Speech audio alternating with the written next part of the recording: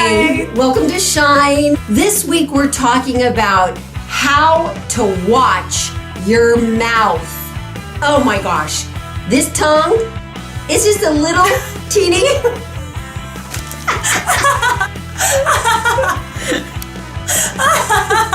It's the smallest body part, but it has so much power to hurt or to help. Yeah, so how do we control it? It can be really difficult. How do we guard ourselves from maybe the harmful mouth of somebody else? Yes. The words they throw at us. All right. That's what we're going to talk about.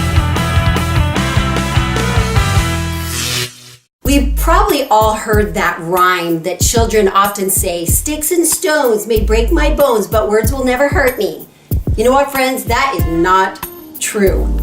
I had a poster in my 3rd grade classroom back when I used to teach school, and it said this: "Sticks and stones may break my bones, but words will break my heart."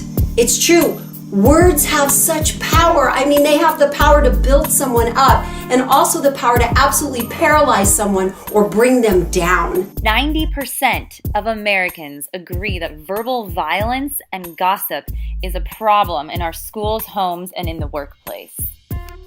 So my question is this: how can we watch our mouths so that we don't become part of that statistic? Our mouths are the vehicle for our words. So what we've done is kind of broken it into 4 different types of mouths. And the first mouth is the big mouth. Big mouth brags, gossips, and pretends. I've been so convicted of this lately. Just kind of that point where you're having a conversation and it starts to feel like it might turn to gossip.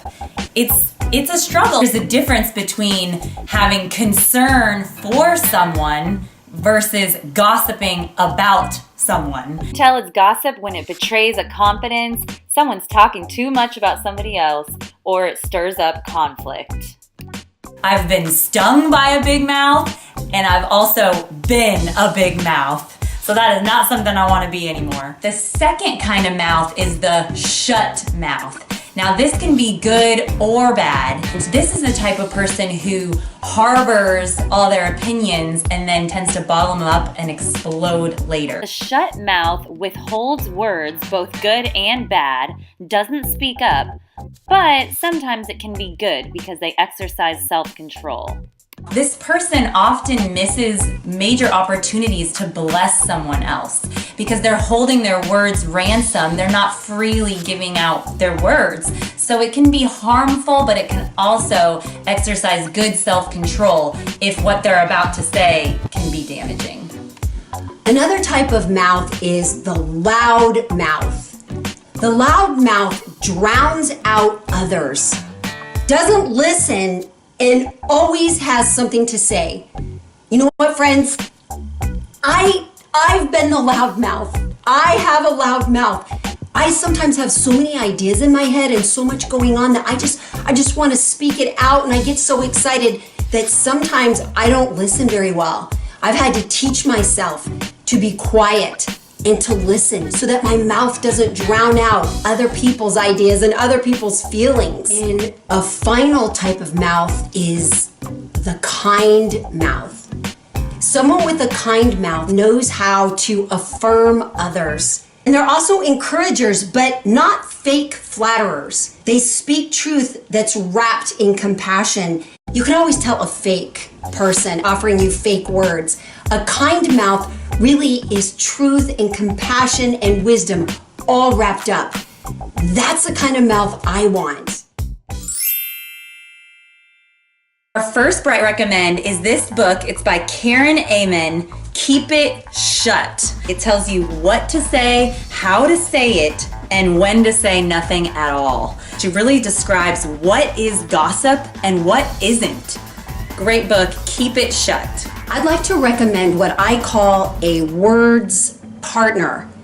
It's really an accountability relationship with somebody that knows you really well. Perhaps a spouse or one of your best friends.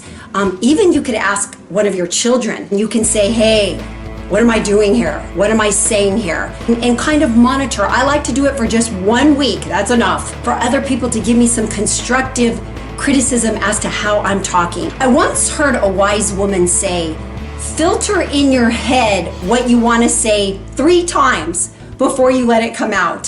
So if you're in kind of a situation and you're about to speak, you're not sure if you should or not, filter it 3 times and say, is this worthy of saying? Is it life-giving? Is it compassionate? And finally, is it constructive? Are my words fitting into those 3 filters? I sometimes really need someone else to help me with my words. One of the ways that I like to kind of tame my tongue and watch my words is to pray. Praying before I speak to my kids or have a difficult conversation with somebody, or even maybe just before you go into a meeting at work or speaking with a friend. But when I'm saying pray, it's really, I'm just asking the Lord, teach me how to speak to this person. Tell me how I should be acting and what words should be coming out. In my own life, I've had to have a real clear set of boundaries for how my mouth functions. I need it. And I found that in a scripture in the Bible. It's from James. It says, who among you is wise and understanding? Let him show by his good behavior his deeds in the gentleness of wisdom. But if you have bitter jealousy and selfish ambition in your heart, don't be arrogant and so lie against the truth. What comes out of our mouths is often a reflection of what's going on inside our hearts. Those 2 words in there, jealousy or selfish ambition. Normally, if I'm saying something that I don't like, that isn't coming out well, that's not helpful or life-giving, it's usually because perhaps I'm intimidated or jealous of somebody else, or because I have a selfish ambition. I'm trying to make myself look a certain way. So our words are really medicine. Our words that can be hopeful or gentle can really change somebody's life if we allow it to. And there's a wisdom that you can lay over your words. The next verse after that in James talks about that wisdom. The wisdom from above is first pure, then peaceable, gentle, reasonable, full of mercy and good fruits, unwavering, without hypocrisy. Wow, that is such good wisdom to lay over our mouths. And so friends, we just encourage you this week, take some time, think intentionally about what you're speaking and how your tongue is impacting those around you. This week, let's really all watch our mouths and see how they can bring life. Thanks for joining us for Shine. Each week we have brand new episodes, so you're not going to want to miss any. Go ahead and click the subscribe button below, and you'll get your next episode. We'd love to stay connected with you, so follow us on all of our social media by clicking any of the links you see here.